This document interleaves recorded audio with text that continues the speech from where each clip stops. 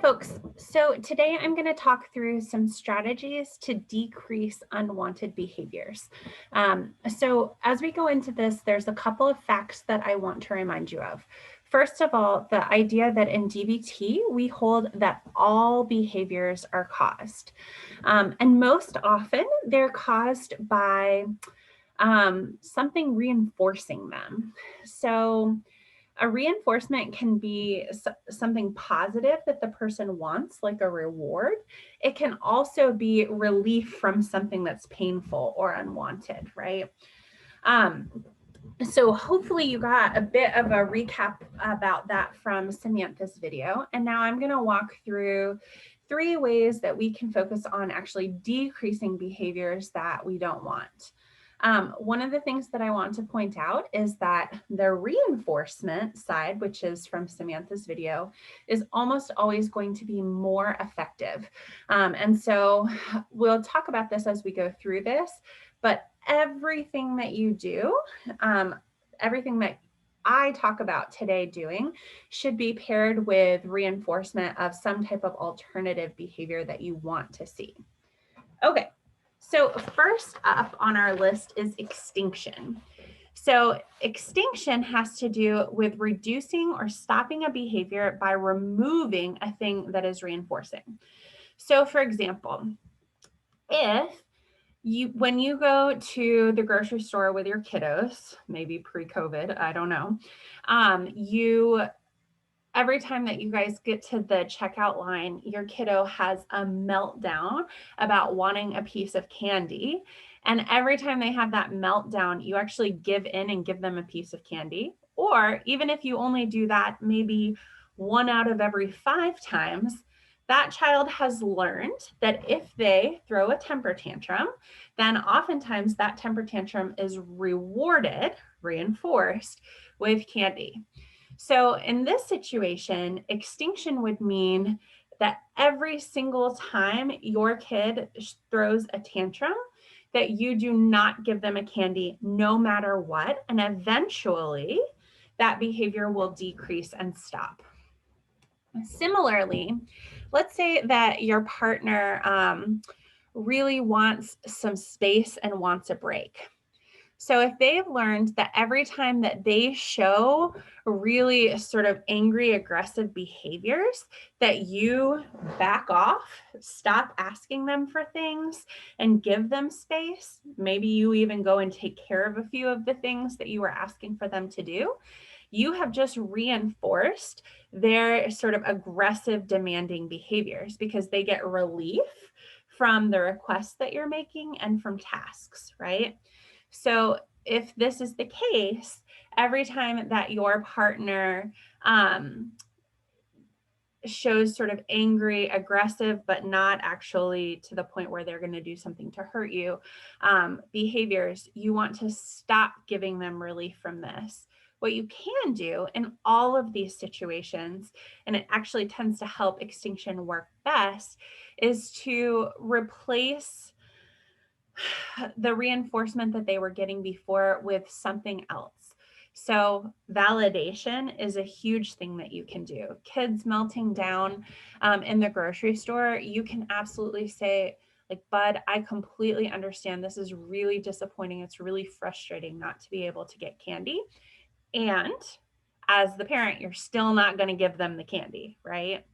As a partner, you can totally validate, like, man, it really seems like you have had a tough day and that you're wanting a break from some of these things. And I still need some help with these things. How can we negotiate that? Okay, so that's extinction. One of the things that I want you to be aware of when you take this approach is that there is always what we call extinction burst. So this is the fact that when we initially remove a reinforcer, that person is going to do the behavior initially more to try and see if they escalate it, if you're actually going to give in. So you tell your kiddo no, they may actually up the ante, and instead of just like pouting and crying, they might start screaming or throwing themselves on the floor, things like that.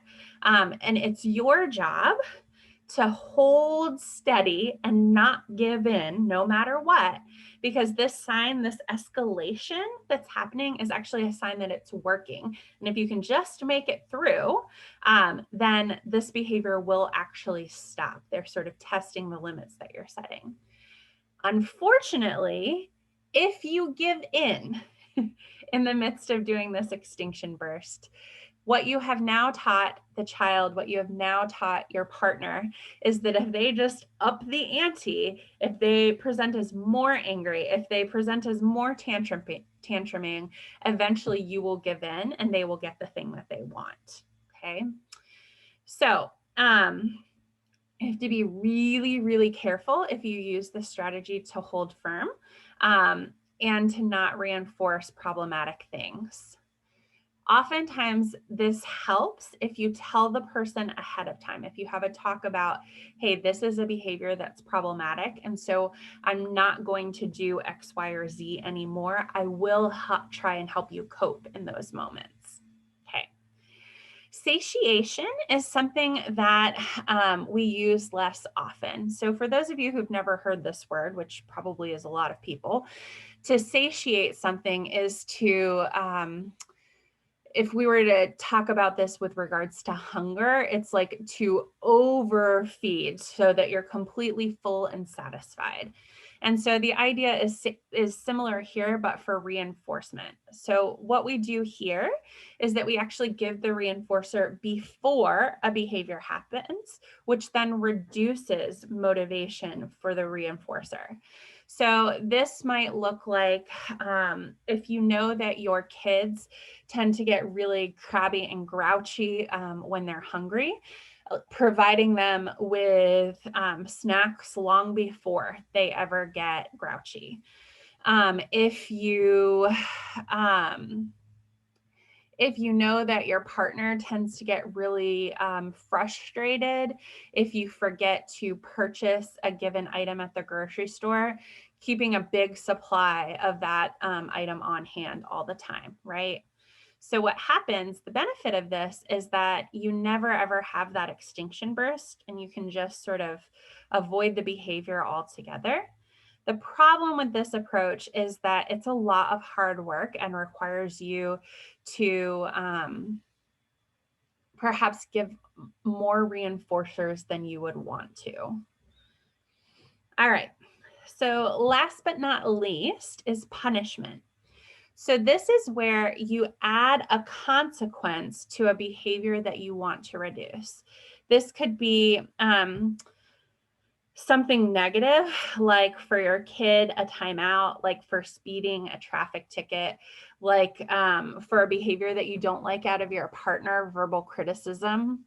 This could be also like taking something that the other person wants.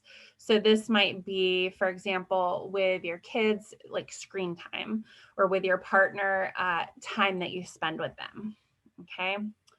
So if we were to apply principles of punishment, if your kid, for example, tends to tantrum before bed to try and buy extra time, extinction, the one that we talked about at first, would be not to give in no matter what, and to still send them to bed, maintaining consistency.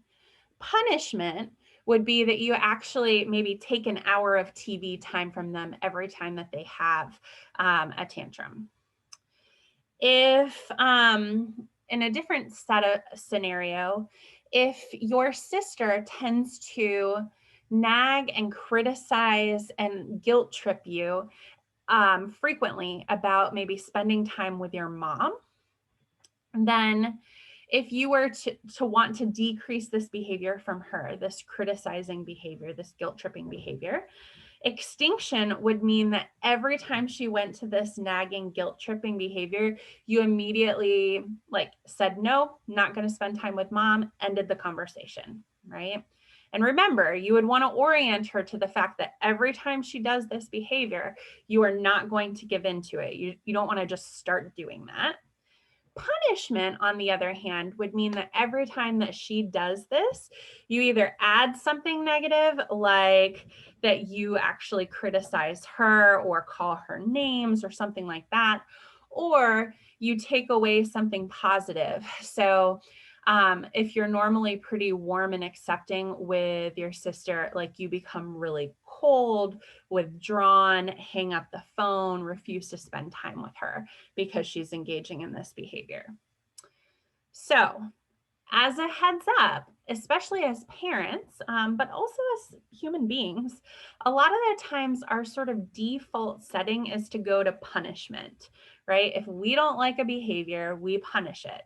And yet, research has shown that this is actually the least effective way to change behaviors. Now, it has its time and place. There's pros and cons to all of these approaches. And the problem with punishment is that oftentimes the behavior only stops in the face of punishment and continues behind the scenes when the punisher isn't nearby. So, for example, this is why traffic tickets, speeding tickets, don't tend to work very well. So, if someone sees a cop nearby, they're slamming on their brakes and going the speed limit. If they don't, chances are they're going to go the speed that they want to go and maybe push the limits a little bit. So if we know there's a high likelihood of punishment, we might change our behavior. But if we think we can get away with it, we often won't. And that's true whether it's us or the other person. So the other really important thing to think about here is that in all of these scenarios, you really want to reinforce some type of alternative behavior. The problem with extinction, satiation, and punishment is that none of these things actually teach coping skills or a different way of approaching a scenario. And so you have to be intentional about explaining to your partner, your loved ones, your children, ways that they can behave in these situations that you like, and then reinforce the heck out of whenever you see those behaviors happening, because that's going to be where you see the most change occur. All right. We'll call it a day there and talk about this more in group. Bye now.